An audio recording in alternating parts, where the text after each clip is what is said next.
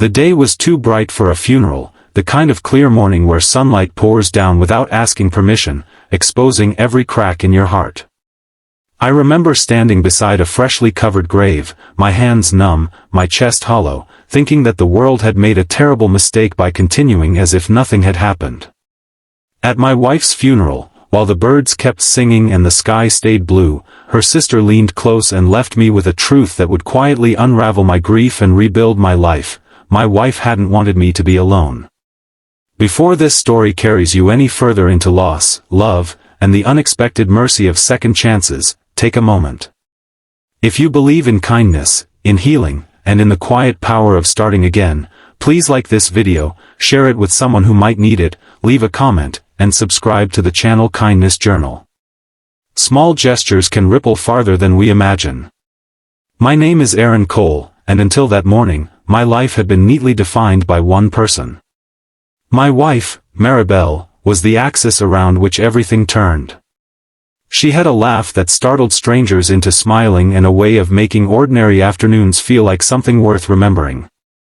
We met young, built a life through rented apartments, mismatched furniture, and the shared dream that love could be enough to steady us through anything. For years, it was. Then came the illness, quiet at first, then relentless, stealing her energy but never her warmth. Even in the last months, when daylight was the only time she felt strong enough to sit by the window, she insisted on mornings. She said daylight made things honest. You could see what you were dealing with. The funeral took place late morning, sunlight glinting off polished stone and pale flowers. Friends gathered, co-workers, neighbors, all speaking softly, their faces carefully arranged into sympathy. I stood there feeling like a hollow version of myself, nodding when required, breathing because my body remembered how. Maribel's sister, Celeste, had always been her quieter shadow, observant, steady, the one who noticed what others missed. When the service ended and people drifted away, Celeste stayed behind with me. She placed a hand on my arm, grounding, and told me something Maribel had shared with her during one of those long daytime talks by the window. Maribel had worried about my silence, my tendency to disappear inward when things hurt. She had asked Celeste to watch over me, to make sure I didn't lock myself away from the world. She didn't want me to be alone, not in the way that erases you. Those words followed me home, echoing through rooms that suddenly felt enormous. Daylight spilled through the windows, touching the places Maribel used to sit, the chair where she drank her tea, the kitchen counter where she rested her hand while talking about nothing important. I tried to keep the days structured. I woke early, walked in the sun, made coffee I barely tasted. But grief has a way of bending time. Mornings stretched endlessly, afternoons collapsed into fog. Friends checked in, then less often. Celeste came by once a week, usually late morning, bringing groceries or insisting we walk through the park nearby, where children played and the world kept moving. The main challenge wasn't the sadness, it was the emptiness that followed it. I had loved deeply, and now there was nowhere for that love to go. I found myself avoiding evenings, counting down the hours until sleep. Daytime was safer. Light filled the corners and reminded me I was still here. Yet even in the brightness, loneliness pressed in. I struggled with the idea of opening myself to anything new, as if doing so would erase Maribel. The guilt was heavy, irrational, and persistent. Change began quietly, almost unnoticed. It started with a community garden 2 blocks away, a place Maribel had once admired during our walks. One clear afternoon, Celeste suggested I volunteer there, just to be around people without obligation. The garden was alive with color, hands in soil, voices low and focused. I spent hours planting seedlings under the sun, feeling something like peace seep back into my bones. There was no pressure to talk about loss. The plants didn't ask questions. They just grew. Weeks passed. Daytime routines returned. Morning walks, afternoons in the garden, occasional lunches with Celeste where we spoke of memories without breaking. It was there, among the raised beds and bright flowers, that I met a woman named Ria, a volunteer with paint on her jeans and a habit of humming while she worked. We didn't exchange dramatic words or meaningful glances. We shared space, sunlight, and small smiles. Over time, we talked about ordinary things, favorite books, the comfort of routine, the strange way gardens teach patience. I never felt like I was betraying Maribel.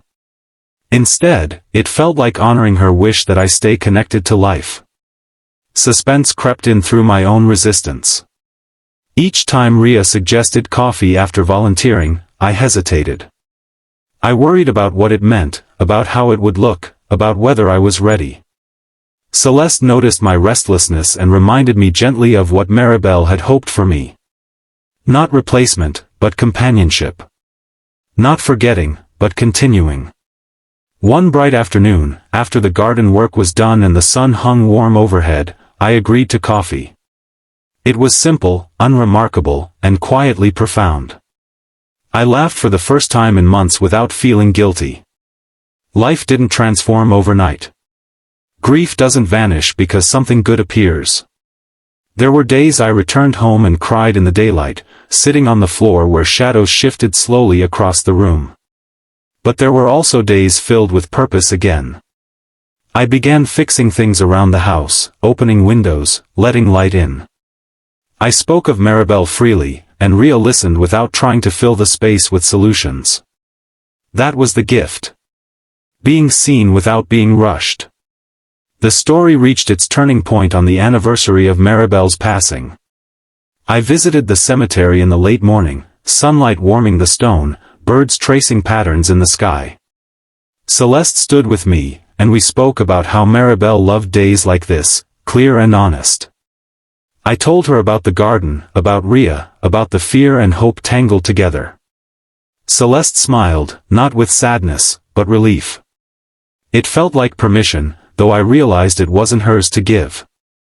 It was something Maribel had already placed in my hands. As time moved forward, I learned that being alone doesn't always mean being by yourself.